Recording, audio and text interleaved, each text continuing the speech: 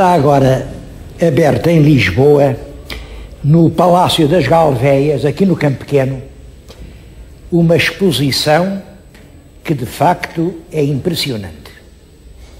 Vários telespectadores me escreveram a perguntar se eu não queria mostrar-lhes a exposição, pois aqui estou, sem dúvida alguma.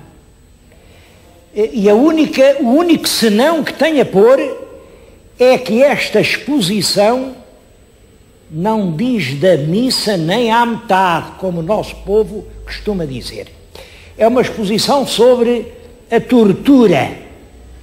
O título da exposição logo revela que é um título cauteloso. Instrumentos europeus de tortura e pena capital desde a Idade Média até ao século XIX. Bom, reparem no cuidado que houve. Instrumentos europeus. Então, e por que não instrumentos asiáticos? Toda a gente sabe que nisto de tortura os asiáticos são mestres. Não, mas isto é europeus. E não metendo Ásia, também não mete América. E os americanos também sabem umas coisitas sobre isto de torturar o seu semelhante. Tá? Depois, desde a Idade Média, mas porquê, meu Deus? Porquê? Desde a Idade Média. Na Idade Média, a tortura apenas continuou. Continuou porque ela vinha desde os confins do mundo antigo, por tal sinal que o mais cruel instrumento de tortura que jamais os homens inventaram foi a cruz. A cruz. Sabem que em todas as formas de pena capital, a vítima recebe um golpe que provoca a morte. Mas na cruz não. Na cruz é apenas um ferro aqui, um em cada pé. Isso não mata ninguém.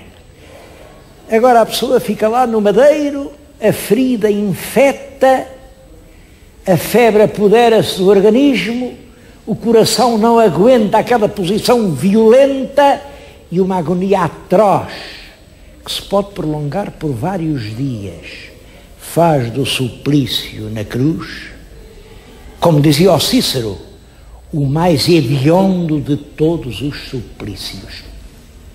Francamente, não percebo porque é que a cruz não está nesta exposição. Mas o cartaz explica, é que é só desde a Idade Média. É só desde a Idade Média e só desde até ao século XIX. Ora, eu devo-lhes dizer que do século XIX para cá, a tortura não parou. O que descobriu foi formas muito mais terríveis, muito mais silenciosas, muito mais traiçoeiras. Bem, acho que todos vocês sabem que enquanto esta exposição se exibe em Lisboa, estão a dar-se explosões de bombas nucleares num pequeno arquipélago do Pacífico. E isso envenena a atmosfera. E isso angustia o mundo. Bom, mas é claro, disso também aqui se não fala.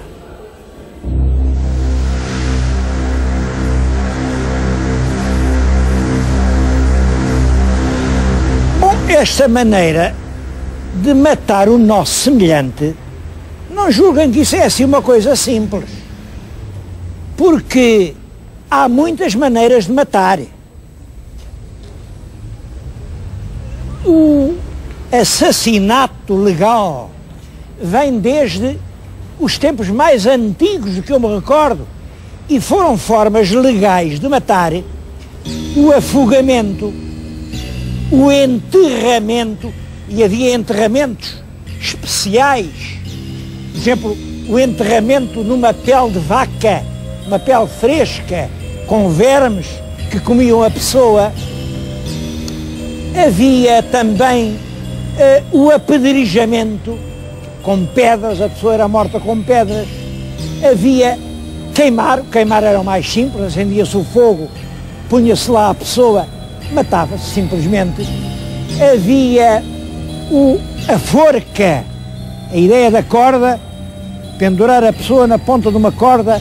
Esta é uma das formas mais antigas e tem para nós um interesse, é a forma tradicionalmente portuguesa. Havia simplesmente degolar, cortar a cabeça. Uma pessoa sem cabeça não continua a vida.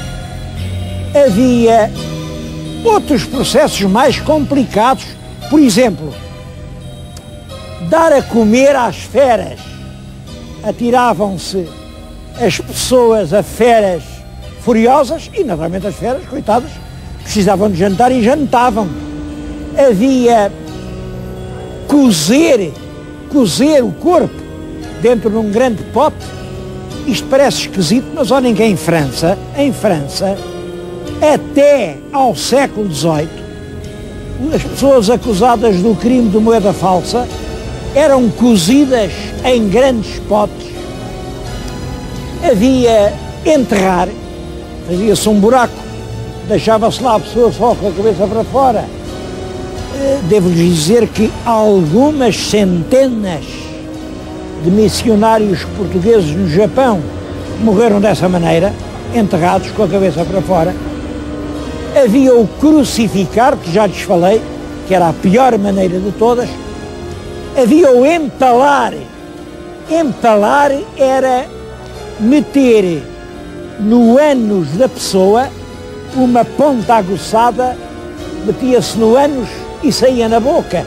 Isso ainda no século XIX, nas guerras dos Balcãs, se empalou muita gente. Havia, por exemplo, esfolar, tirar a pele, bater palha por dentro e fazer depois da pessoa um boneco de palha. E havia a forma mais simples de todas, mas que é curioso, era a mais simples, mas foi a menos usada. Matar à fome. Matar à fome. Pôr a pessoa numa gaiola, deixá-la estar lá até que morresse de fome. Bem, mas disto tudo o que é o melhor é afogar. Ainda havia deitar do alto do monte, que era o chamado de espinhar. O que é melhor? Como é que vocês acham? Está aqui muito jovem à minha volta. Como é que vocês acham que é melhor para matar? É arrancar a cabeça, é dar a comer aos bichos, é meter no forno? Isto é difícil. E na Revolução Francesa o problema foi discutido. Qual é a melhor maneira de tirar a vida ao nosso semelhante? Foi discutido, um senhor deputado fez um estudo e disse: é esta, uma lâmina vertical, mete-se aqui a cabeça da vítima. Bom, estão aqui muitos estudantes, eu vou pedir um voluntário. Quem quer ser voluntário para pôr a cabeça aqui? Vem aqui um voluntário. Bom, como viram, ninguém quis ser voluntário, mas podiam ser à vontade, porque naturalmente esta lâmina está travada. Os organizadores da exposição não eram tão loucos. Eu vou largá-la, como veem, larguei-a e não cai nada. Não cai porque está travada. Quero-lhes dizer que esta lâmina já caiu. Não estou a falar-lhes de uma lâmina inocente. No nosso século, na Algéria, este ferro caiu muitas vezes. Caiu, a cabeça do réu estava aqui, a lâmina caía e quando o réu já não precisava da cabeça para nada, levantava-se isto, ele ia para a sepultura e a cabeça era escondida.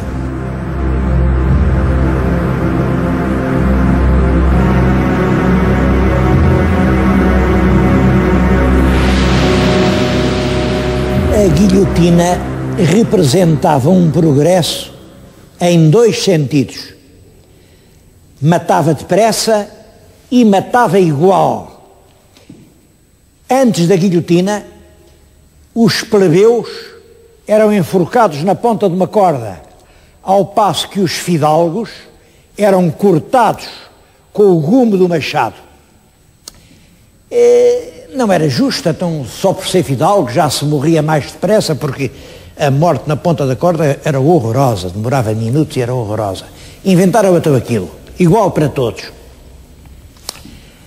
É curioso que as pessoas que discutiram a guilhotina, quando o deputado francês, o Guillotin, disse: as pessoas vão ficar sem cabeça sem dar por isso. E houve um grande coro de gargalhadas na Assembleia Nacional da França. Afinal de contas, muitos deles vieram a ser vítimas disso. Mas antes da guilhotina, os suplícios tinham sido muito piores. Eu estou junto de um instrumento que tem para mim o interesse de ser muito semelhante aos que funcionaram em Portugal, que é uma polé. O interrogado era suspenso neste gancho, depois ia sendo elevado, isto permitia elevar o gancho, ao passo que lhe punham aos pés pesos. Eu tenho aqui apenas um peso de 15 quilos e devo dizer que quase não posso com ele, pois o peso que os regulamentos indicavam era cerca de 50 quilos. Claro, os órgãos eram arrancados das suas cartilagens, as pessoas, mesmo quando conseguiam escapar da polé, ficavam aleijadas para todo o resto da vida. Eu tenho fortes razões para pensar que o nosso pobre Luís de Camões foi sujeito aos tratos da polé. Há muitas outras maneiras e quem vier à exposição vê aí, por exemplo, aquela cadeia de tortura. É claro, é uma reconstituição do século XIX, mas feita com base numa gravura antiga. A pessoa sentava-se ali e, é claro, tinha dores por todos os lados, até porque havia sempre uns verdugos encarregados de pôr ao rubro aquelas chapas e aqueles cravos. Houve aquela caixa com pontas que se fechava sobre o corpo da vítima. O berço do Judas, chamavam berço de Judas, no fundo era uma máquina infernal em que a pessoa já desfalecida, já exausta, era colocada sobre uma ponta que o perfurava e lacerava. Bem, há outras, está ali numa vitrine uma coisa que me dá que pensar, que é o tal cinto da castidade. Eu devo dizer que nunca acreditei assim muito no cinto da castidade, porque isto da castidade é das tais coisas. Ou se quer ou não quer. Quem quer é, quem não quer não é, e não adianta pôr cintos a ninguém. Não. O que se explicava era isto. O cavaleiro, quando ia para a cruzada, montava a cavalo, só vinha anos depois e deixava ali a Santíssima Esposa com um cinto de ferro amarrado aos rins. Ele levava a chave, claro, quem sem chave. E isto não pode ser, porque, evidentemente, a aplicação de um aparelho de ferro ao corpo humano gera rapidamente feridas, úlceras, infecções e provoca a morte. Daí que aqui na exposição dizem, não, talvez a razão fosse outra. Quem punha eram as próprias mulheres. Nas alturas de violência, quando a cidade era tomada por tropas inimigas, elas punham aquilo para não poder ser violadas. São hipóteses, sei lá, mas eu também não acredito. Então quem era a mulher que... o que ela fazia era fugir, esconder-se numa gruta das serras e ir para a casa da sogra, agora pôr aquilo que fazia sofrer. Mas há outra hipótese que é possível. Essa sim. Agora quem nos fala é um advogado que viu muita coisa. É possível que aquilo fossem brutalidades impostas por maridos ciumentos às suas mulheres durante os momentos em que saíam de casa.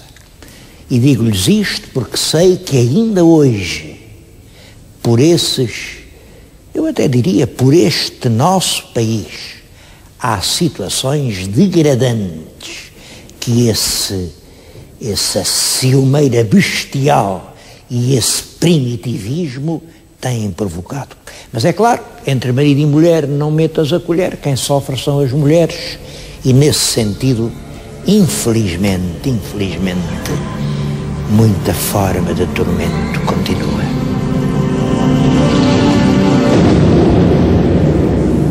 Certa vez, quando Luís de Camões estava na Índia, foi convidado lá para uma festarola de amigos, em que ia um que parece que era muito fidalgo e que tinha este nome, Lourenço Vaz Pegado.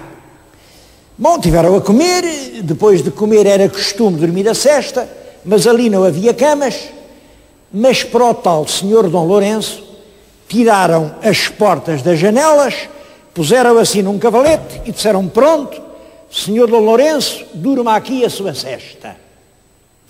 E aí diz que Camões teve este repente: para o homem tão honrado fazem-vos muito boa festa, mas se fores avisado, nunca em tábua como esta, tu, Lourenço, vás pegado. Não ir pegado em tábua como esta tinha um sentido que naquela altura todos eles entendiam: nunca se estender no terrível cavalete dos interrogatórios judiciários, onde ele, coitado Camões, já tinha estado. Eu creio que este aparelho que está aqui é realmente uma polé, de diferente das portuguesas, tem estes rolos para flagelar a região dos rins. Nos portugueses isto não aparece, nem fazia falta. O que há é isto tem ali uma alavanca, a cada volta que dá um trato, dá um salto, é um trato. Foi um trato. Chegavam a dar 4 tratos à polé e o homem ficava para sempre inválido. Bom, mas há questões que eu lhes queria pôr, há aqui muitos instrumentos de tortura que vale a pena ver, mas há umas questões que eu lhes quero pôr. Isto tudo durou, esteve em prática em Portugal até ao século XVIII. Isto foi abolido pela Revolução Liberal. Eu vou pedir que lhes mostrem ali um garrote que esteve em prática em Espanha até aos nossos anos. Era uma maneira de garrotear, de cortar o pescoço ao condenado. Funcionou até ao nosso próprio século. Em todo caso, pode-se dizer, de certo modo, desde a Revolução Francesa para cá, o terror não é que não exista, ele existe, mas envergonha-se de aparecer. Quem faz terror esconde-o e diz que nunca fez nada disso. O terror tornou-se em qualquer coisa de inconfessável. Como é que se explica exatamente isto? Que até ao século XVIII, ao século do Voltaire, do Rousseau, se tenha usado em todas as legislações da Europa, todas, o terror, a tortura, ou segundo a forma portuguesa, o tormento como forma de extorquir a confissão, e que só nessa altura, como sabem, é a grande Revolução Francesa que vem tornar a cultura laica, é que o tormento tenha deixado ou de se praticar às claras, ou pelo menos de vir na letra da lei que se deve praticar. Nesta exposição mostram-se grandes serras de serrar árvores e dizem que também serravam pessoas, serravam de alto a baixo os homossexuais. Eu devo dizer que isso em Portugal nunca foi lei. Aqui é verdade que as ordenações os mandavam queimar e depois espalhar as cinzas ao vento. Mas também não é verdade que na Europa essa pena fosse só aplicada aos homossexuais. O que tem na nossa frente é uma gravura de Goya. E Goya fez estas gravuras sobre os horrores da guerra baseado naquilo que ele próprio viu. Vêem aqui 2 soldados franceses, 2 hussares de Napoleão, que estão com a sua espada cortando ao meio um patriota espanhol. Aqui, o que está na base da tortura é apenas a guerra. E é a guerra que continua a ser no mundo a fonte de muitas torturas. O programa está a chegar ao fim e eu queria ter um momento de encontro com os meus telespectadores sobre isto. Como poderemos acabar com o sofrimento no mundo? Há uma história que eu lhes queria recordar aqui. Um dos homens que votaram naquela guilhotina que acabámos por ver, e votaram, sim senhor, foi o Condorcet.